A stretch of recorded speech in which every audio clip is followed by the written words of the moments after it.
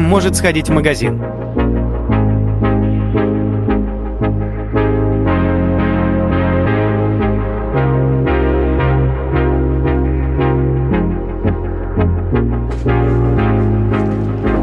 Мне не хватает на чипсы с крабом.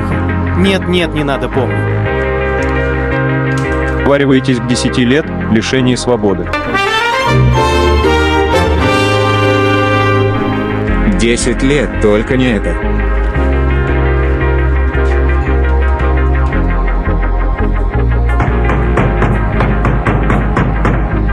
Где же ты, Робл?